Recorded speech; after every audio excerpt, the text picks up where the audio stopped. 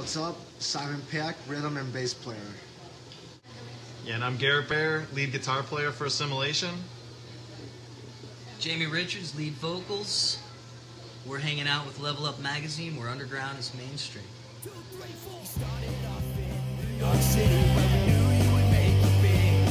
I started the band, well not me, it was me and two other buddies started in high school back in like 1998.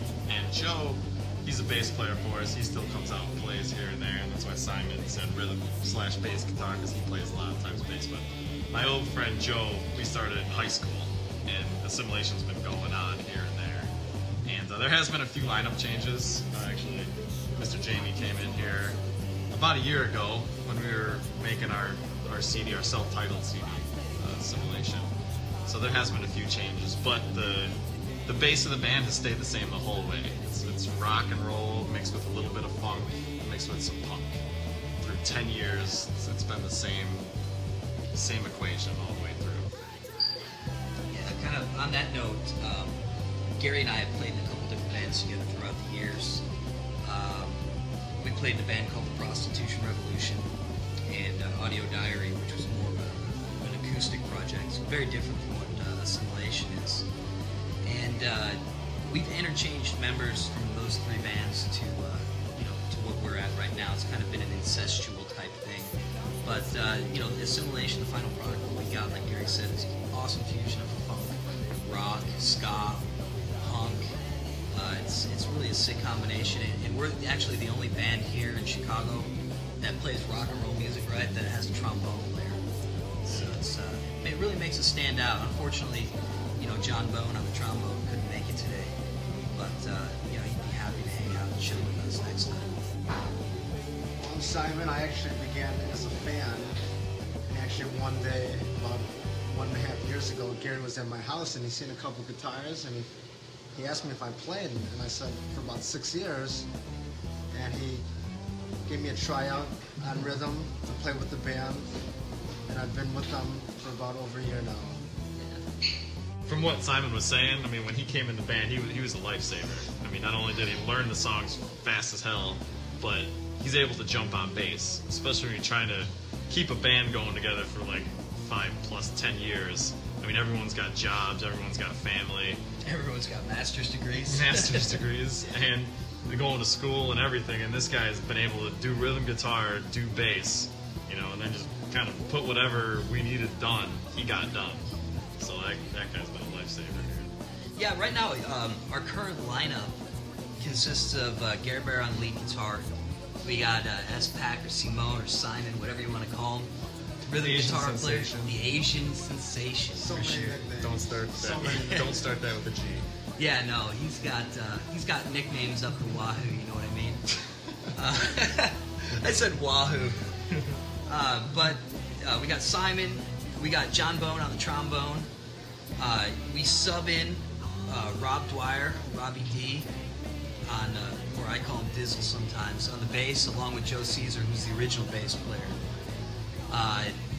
Who's playing drums, man? We got like 3 or 4 guys playing drums right now. We're in between drummer drummers. by committee right now, but we have a tryout for our next drummer Thursday.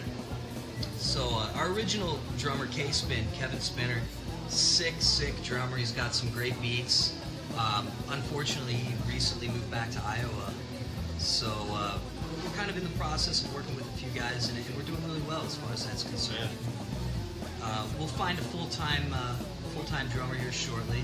If any of you out there are drummers, contact us. You can find us at myspace.com/assimilationlive. We'd be more than welcome to try you out if you did what you hear. Yeah, do it quick. We got a lot of gigs that are going to be coming up in the fall.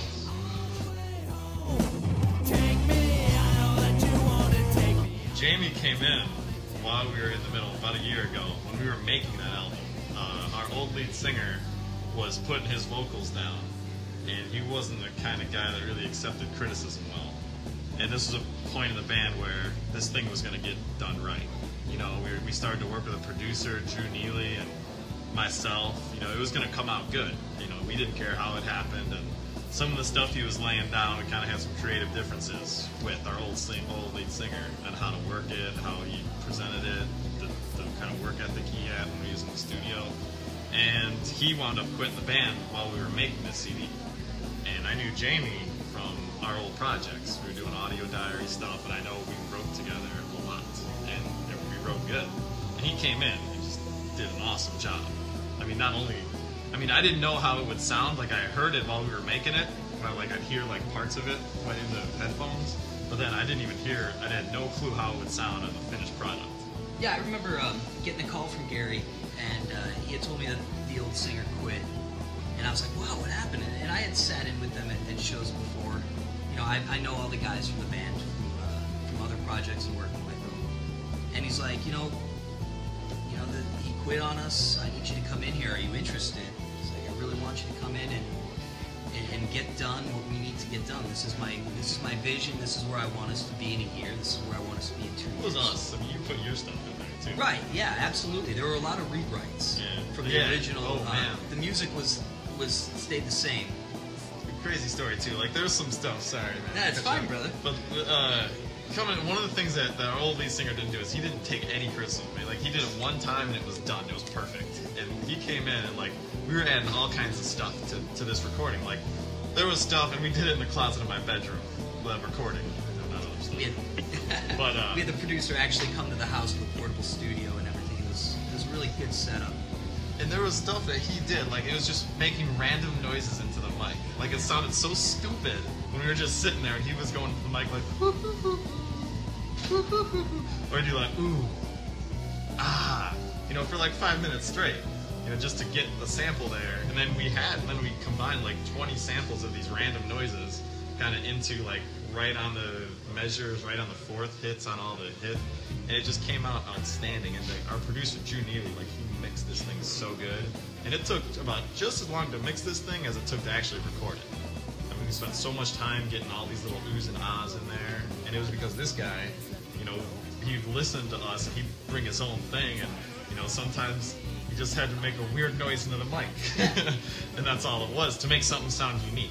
Well, earlier this year, Steve McGann decided to quit the band, and then it was enter Jamie Richards. And at that time, Steve gave us no notice, and we had a show at the Abbey Pub. Right, guys? Yeah. Oh, yeah. This was earlier this year. And this guy just really stepped up to the plate. That was my first day on bass, too. And that was my first day on bass. Literally, me and Gary were out at Buffalo Wild Wings in Orland Park. And he tells me, Jamie's singing for us now. I'm like, okay. And then he's like, by the way, you're playing bass tomorrow night. And I'm like, dude, I never played a bass guitar in my life. And this is an honest-to-God true story. I went to Gary's house literally 2 hours before the show, learned like 12 songs in like half an hour, and literally did a passable show. Like, I was definitely. It was awesome. Yeah. We blew that place away that night. That's when Christine was dancing. Got that picture of Christine in that dance. Yeah. It was a sick show. I know, but Dude, you know, you did like, a fantastic it job. was my first time on bass, and I'm just trying to make myself seem like a beginner bass. But I guess, like what you said, they make me sound like I'm a better musician than I am, and they make me blush. They really do. I hate them for this. Oh my God. It's true. And he just kissed me, and I loved it. What can I say?